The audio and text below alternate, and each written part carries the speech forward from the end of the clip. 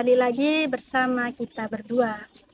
Oke, perkenalkan saya Elsa Bariatu Saada sebagai host dan narasumber saya yaitu Saya Putri Dewi Puspitasari sebagai mahasiswa dari Prodi Psikologi. untuk kesehariannya Kak Putri itu apa aja? Untuk kesehariannya ya aku kuliah sambil kerja di Cafe Joy. Berarti Kak Putri itu tidak hanya jadi mahasiswa, jadi dia selain kuliah itu juga bekerja. Di sini kita akan membahas mengenai tuntutan orang tua kepada anak pertama. Jadi menurut tokoh Atkinson itu anak pertama tanggung jawabnya itu lebih besar dan mampu membimbing adik-adiknya serta menjadi contoh yang baik bagi adik-adiknya. Baik, sekarang kita kedatangan Kak Putri. Nah, Kak Putri juga ini menjadi anak pertama. Jadi kita akan mendengarkan cerita dari Kak Putri. Menjadi anak pertama itu bagaimana? Untuk pengalamanku sendiri ya Kak, jadi anak pertama tuh kayak berat banget gitu loh, soalnya kayak kita punya masalah apa-apa, masalah sebesar apapun itu sulit, mau nyeritain ke siapa tuh itu susah ya. Jadi kayak aku bersyukur banget kalau ada temanku tuh yang bisa dengerin cerita aku meskipun dia tuh gak ngasih saran, tapi setidaknya dia bisa dengerin aku gitu, itu bisa ngeringanin beban yang aku tanggung gitu Kak. Oh, berarti Kak Putri ini kalau menceritakan ketika ada masalah di keluarga itu ke temannya, Kak? Iya, bisa ke teman, ke tanteku, ke itu, ke apa ya? Pokoknya kayak aku tuh orangnya terlalu over gitu Kak, kalau ketemu temen ini meskipun nggak terlalu deket tuh aku cerita banyak gitu. Jadi sebenarnya agak enak, tapi gimana ya, udah terlanjur gitu otodidak. Nah, untuk hal-hal yang paling berkesan yang pernah kamu alami sebagai anak pertama itu bagaimana? Hal-hal yang paling berkesan mungkin itu sih Kak, perlakuan orang tuaku ke aku tapi waktu kecil. Nah waktu kecil tuh masih aman lah, tapi udah besar udah punya adik itu pengalaman berkesannya udah kayaknya gak ada, udah hambar semua, kayak udah ketutup sama beban-beban yang ada gitu Kak. Nah, Kak Putri ini berapa bersaudara? Apa ada adik? Apa?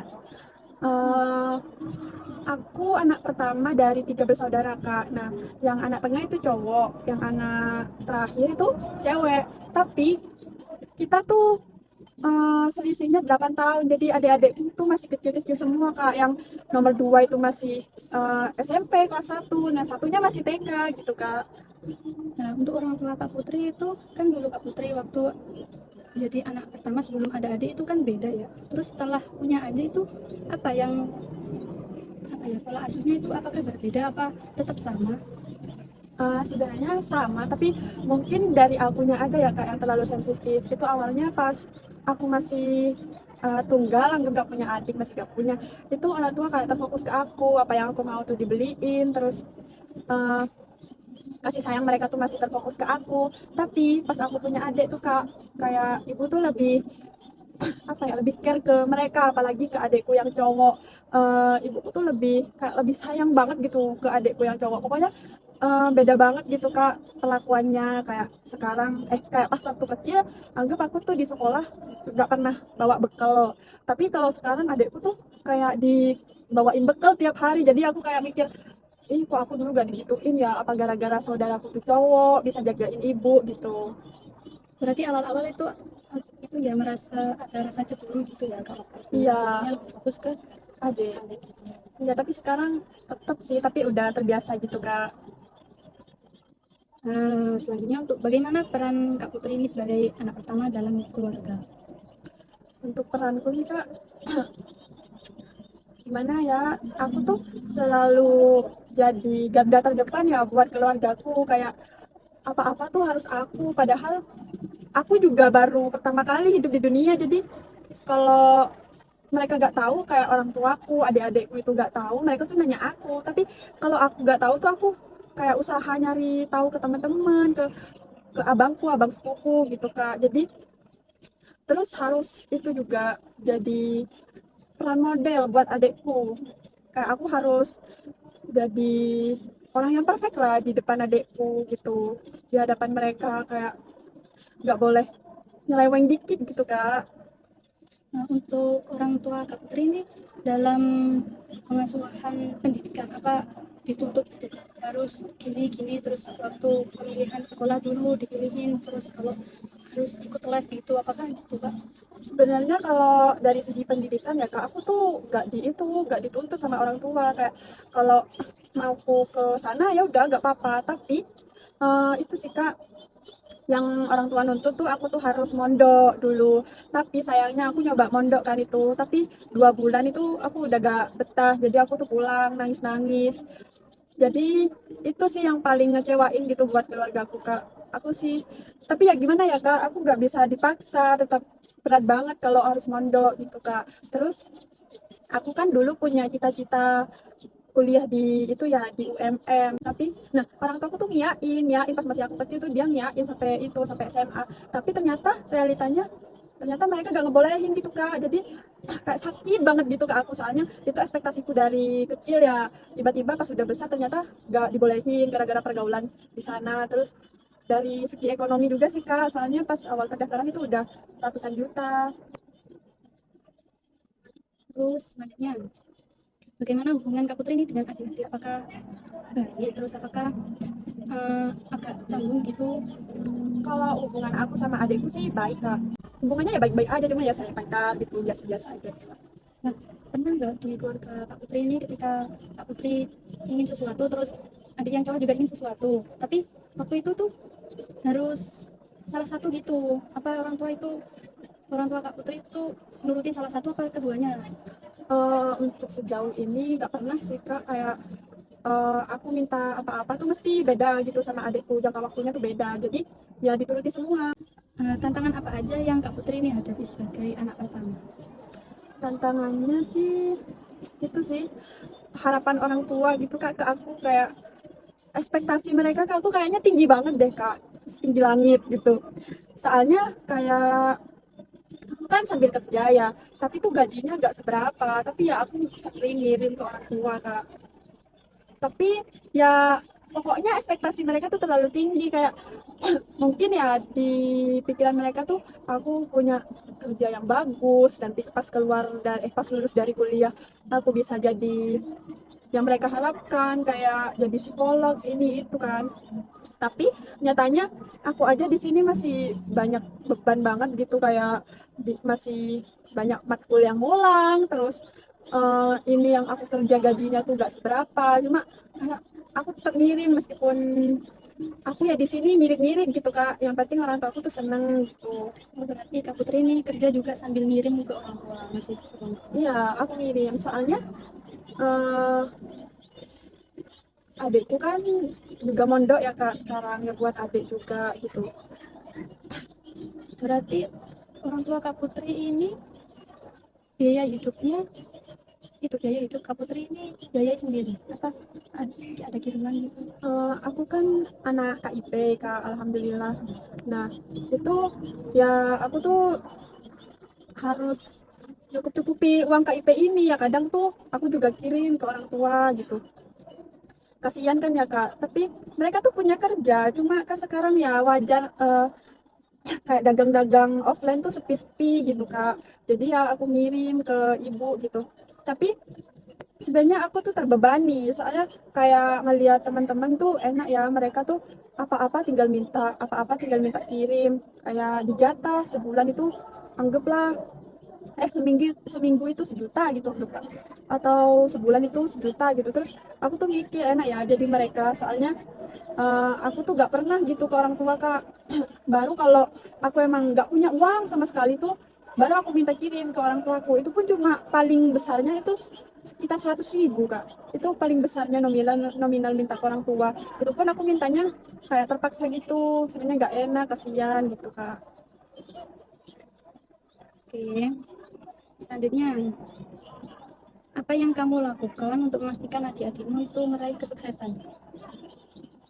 Kalau aku sebenarnya belum planning sih kak, soalnya adik-adikku kan masih kecil-kecil ya.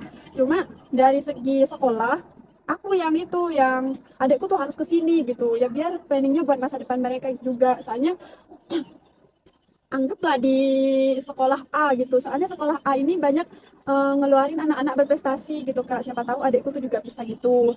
Untuk tuntutan orang tua kepada Kak Putri itu apa aja yang Kak Putri rasakan? Untuk tuntutannya ya, aku tuh harus jadi peran utama di hadapan adik-adikku, kayak aku harus pintar, harus dapat beasiswa, pokoknya harus perfect lah di depan adik-adikku gitu kak. Padahal buat dapetin itu semua tuh kan susah ya. Iya itu sih kak. Terus itu eh, ya ekspektasi orang tua yang tadi aku bilang itu udah kak, itu aja. Berarti Kak Putri itu merasa ekspektasi orang tua kepada Kak Putri itu tinggi banget gitu ya, harus perfect, harus mengayomi adik-adiknya, harus jadi role model gitu ya Kak untuk adik-adiknya. Iya kak, harus gitu, harus eh, ngebiayain juga, kayak aku jadi capek banget, harus kerja, harus kuliah gitu. Sebenarnya capek tapi ya gimana lagi ya, kayak cuma bisa mikir gimana ya caranya aku bisa kayak teman-temanku yang apa-apa minta langsung dapat. Nah, untuk itu apakah ada strategi atau tips yang Kak Putri gunakan untuk mengelola ekspektasi orang tua Kak Putri itu?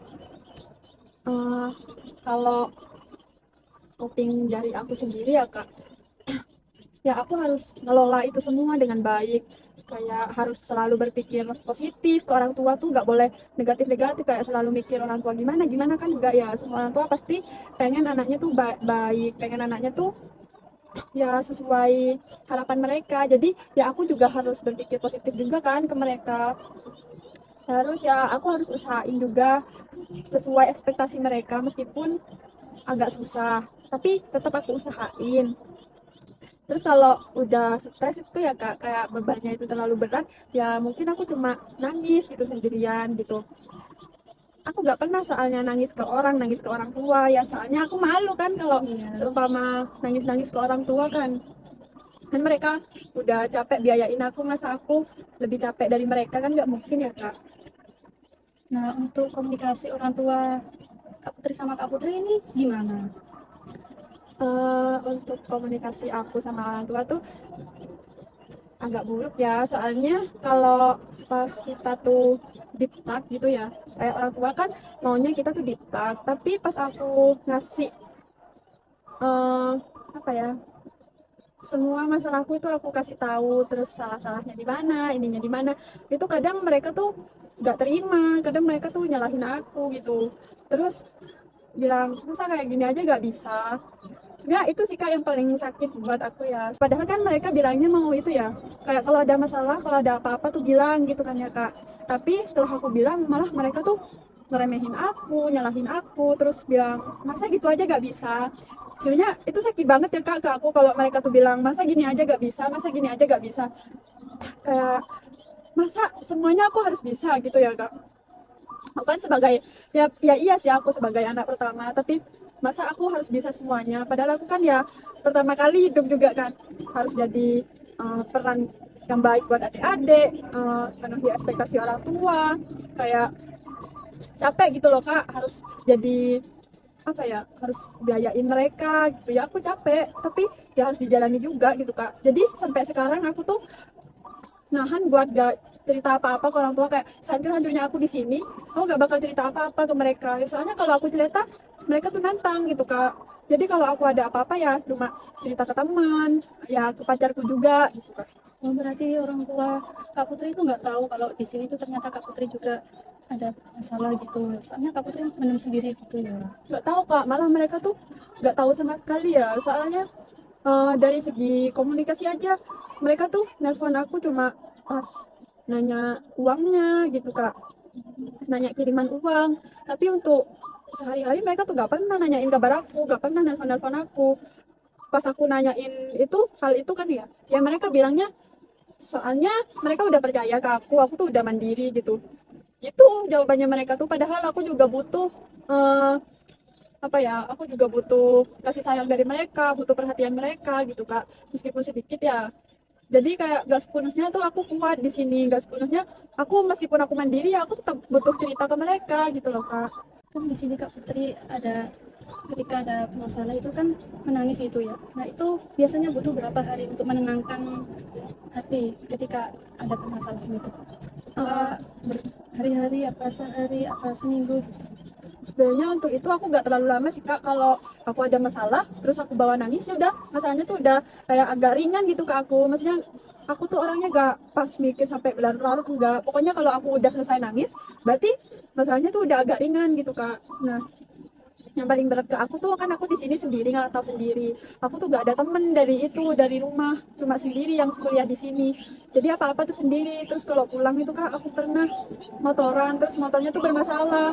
Kayak aku tuh sering gitu kan nangis di jalan sendiri. Kok itu ya, kok berat banget ya gitu. Tahu gini, aku tuh gak mau kuliah jauh-jauh, soalnya aku kan sendiri gitu. Jadi setiap aku mau balik ke sini tuh, aku mesti nangis di jalan gitu, sambil nyetir. Oke.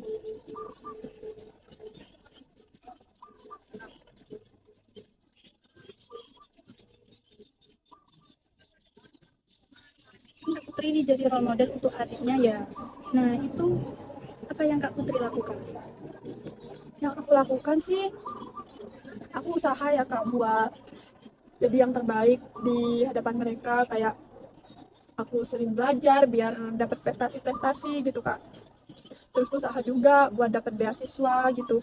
Ya biar dijadikan contoh gitu sama mereka, biar mereka tuh gak menyepelekan hal itu gitu, biar mereka gak selalu gantung ke orang tua gitu Kak. Tapi kalau segi kemandirian tuh aku gak ngajarin ya, soalnya susah juga, soalnya mereka kan ya anak bungsu sama anak tengah kan, jadi susah juga sih, soalnya mereka udah ngegantungin itu semua ke aku, apa-apa ke aku gitu Kak. Nah untuk yang di rumah itu Kak kan biasanya ketika kita pulang itu pasti disuruh-suruh gitu. Nah itu apakah Kak Putri di rumah itu juga disuruh gitu juga? Ya itu kan aku malah sering dibentak-bentak sih Kak kalau di rumah tuh, sampai pernah sampai apa pintuku tuh digedor-gedor sampai bolong gara-gara aku gak bangun-bangun dulu. Jadi kayak dari terbiasanya digituin ya, jadi aku ya udah terbiasa kalau di rumah tuh langsung bersih-bersih gitu, gak usah disuruh juga. Pokoknya apa-apa tuh yang ngerjain di rumah tuh aku kayak nyapu, ngepel. Cuma kalau masak tuh tetap ibu gitu Kak, soalnya ya mungkin ibu tuh tahu kalau aku tuh capek gitu. Ya pernah sih kemarin-kemarin Kak, aku tuh kan capek ya udah pulang dari sini. Terus jadi aku tidur, terus tidurnya tuh sampai kesiangan gitu. Nah, itu dimarahin lagi kakak dulu. Jadi itu jadi trauma gitu Kak ke aku kalau adikku udah, meskipun nggak marah-marah sih Kak, cuma nyuruh, tapi itu jadi trauma ke aku, takutnya abi gedor-gedor pintu aku lagi gitu. Nah apakah pernah Kak Putri ini bertengkar dengan orang tua? Pertengkaran apa yang paling hebat? Itu sih pertengkaran pas awal aku masuk kuliah. Kan aku tuh ada yang ngulang ya Kak, gara-gara kesalahan dari temanku. Nah, terus aku sampai bilang gini ke mereka, ya udah aku gak mau kuliah gitu. Terus mereka tuh malah ngeiyain, soalnya ya waktu itu juga aku lagi egoisnya ya. Jadi mereka tuh ngeiyain gitu Kak. Itu sakit hati banget aku Kak. Jadi kayak aku pokoknya tuh jadi salah ngomong ke orang tuaku, salah salah apa ya? Ya pokoknya salah ngomong, terus orang tuaku tuh marah ke aku. Terus bilangnya, udah kalau berhenti kuliah udah aja berhenti gitu. Sampai intinya sampai ibuku itu mengusirin aku gitu kan, ngejauhin aku. Itu sih Kak yang paling berat buat aku, soalnya aku pas ngerasa gak punya siapa-siapa beneran gitu kan. Aku sama Abi udah gak dekat ya, cuma deket sama ibu, terus ya sama ibu dijauhi, ya aku sakit banget gitu Kak, jadi ngerasa sendiri gitu. Ya untungnya itu sama Abi dideketin lagi, dirayu ibuku kalau aku tuh sebenarnya salah ngomong gitu Kak. Nah itu selama berapa hari ibu Kak Putri itu gak ngajakin ngomong sama Kak Putri? Itu selama seminggu sih Kak, selama seminggu ibuku tuh bukan gak ngajakin ngomong lagi, tapi udah gak nganggep aku anak Kak. Aku sampai gak dibolehin pulang. Jadi aku nelpon abiku nangis-nangis kalau aku tuh sebenarnya salah ngomong ke ibu, bukannya emang aku sengaja gitu. Jadi ya mungkin sama abiku tuh ibuku dimarahi, soalnya kayak anak-anak. Emang ibuku tuh sikapnya tuh kayak anak-anak Kak. Hmm, kayak lebih dewasa aku gitu Kak. Jadi sama Abi tuh dimarahi, soalnya ibu ya sering gitu Kak, sering ngambek gitu. ya wes, jadi ya wes, itu akrab lagi selama seminggu. Jadi aku nggak mau ngulangin itu lagi sih kak, soalnya sakit banget buat aku ya. Apalagi aku sendiri di sini. Berarti itu pertengkaran yang menurut Kak Putri itu yang paling hebat ya Kak selama Iya. gitu. Selanjutnya untuk ini kan Kak Putri merasa banyak terjadi tuntutan gitu kepada anak pertama. Nah, untuk besok tuh kan ketika Kak Putri jadi orang tua itu gimana? Gimana pola asuh Kak Putri yang akan dilakukan kepada anaknya? Eh, untuk itu sih kak, mungkin aku ya nggak mau nuntut anakku tuh terlalu tinggi. Maksudnya yang anakku bisa ya aku terima gitu. Soalnya anak itu bukan investasinya kita gitu kak. Aku tuh gak mau bergantung ke anak-anak kita. Pokoknya kalau aku masih bisa sendiri, pasti aku kerjain, pasti aku jabanin. Gak mau gantung ke anakku, gak mau berekspektasi tinggi ke anakku. Tapi kan itu juga harapan ya. Mungkin kalau sekedar harapan tuh gak apa-apa. Yang penting gak berekspektasi tinggi. Nah terus aku yang paling penting akan menjaga komunikasi dengan anakku ya kak.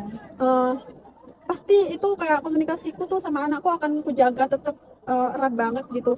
Kalau bisa setiap hari aku mau nanyain kabar anakku biar dia tuh gak ngerasa sendiri. Ya mungkin aku juga gak mau ya ngebedain anak-anakku dari segi pola asuhnya, dari segi sayangnya, perhatiannya. Aku tuh gak mau ngebedain gitu kak. Apa ya lagi? Mungkin aku juga akan itu mengembangkan kemandirian anakku, tapi ya gak yang terlalu over gitu loh kak, yang biasa-biasa aja. Dan aku juga akan menghargai proses-proses yang anakku tuh lakukan, kayak usaha mereka juga kayak aku akan menghargai gitu kak. Gak mungkin aku gak mau tuh ngejudge mereka, ngerendahin mereka, kayak selalu bilang kalau ini masa gini aja gak tahu. Aku gak mau gitu kak, pokoknya aku tuh mau ngehargain mereka, hal sekecil apapun akan aku hargain gitu loh kak. Udah sih kak, ya waktu ngasih waktu luang buat deep talk sama mereka, meskipun itu waktunya tiap malam atau enggak tiap malam ya tiap minggu sekali gitu sih kak. Berarti dari kesimpulannya itu yang paling penting itu harus komunikasi gitu ya. Terus Ya, memberikan kesempatan si anak itu meluapkan perasaannya apa aja yang telah dilalui selama kegiatannya gitu ya Kak. situ juga sih kak, nggak berekspektasi tinggi ke anak juga, apa ya, nggak berekspektasi tinggi ke anak, nggak bergantung ke anak gitu kak. Pokoknya jangan jadiin anak tuh investasi kamu di masa tua gitu kak. Aja sih kak. Oke teman-teman, nah segitu dulu ya cerita dari Kak Putri. Jadi Kak Putri itu mengalami tuntutan yang sangat berat karena orang tuanya itu memberi tuntutannya itu berat banget, kayak harus perfect gitu. Jadi besoknya itu Kak Putri ketika mengasuh anaknya tuh tidak akan memberikan ekspektasi yang tinggi gitu kepada anaknya. Nah, terus juga akan melakukan komunikasi gitu, memberikan kesempatan si anaknya untuk meluapkan perasaannya gitu. Nah itu sih yang paling penting, itu kita harus memberikan kesempatan anaknya apa yang telah dialami oleh anak kita sendiri gitu. Jadi anaknya itu bisa meluapkan perasaannya gitu, apa aja yang telah dilaluinya. Oke, segitu dulu ya teman-teman. Dadah. Baik, untuk kesimpulan dari solusi yang akan diberikan Kak Putri untuk menjadi orang tua ke depannya, yaitu Kak Putri itu akan melakukan komunikasi secara terbuka dengan anaknya, dan juga yang kedua akan menghargai usahanya yang akan dilakukan oleh anaknya, dan juga tidak akan memberikan ekspektasi yang terlalu tinggi gitu ya kepada anaknya, dan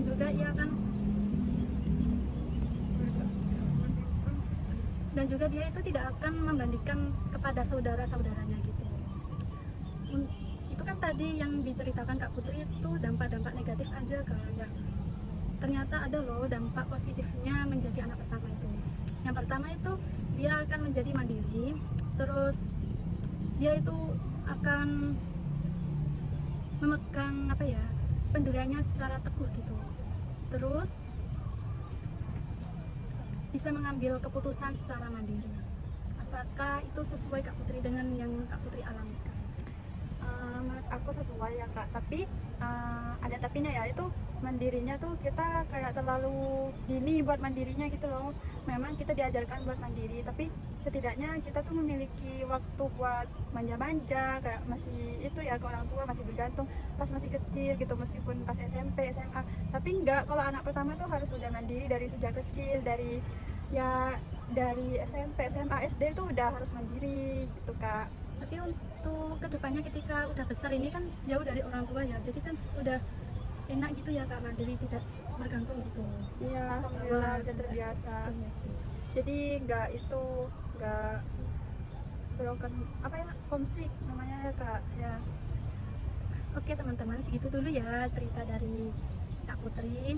Jadi kesimpulannya itu kita itu harus melakukan komunikasi terus kepada anaknya, dan juga kita itu harus menghargai usaha yang telah dilakukan oleh anaknya. Terus kita itu sebagai orang tua tidak boleh memberikan ekspektasi terlalu tinggi kepada anak. Oke teman-teman, see you. Dadah.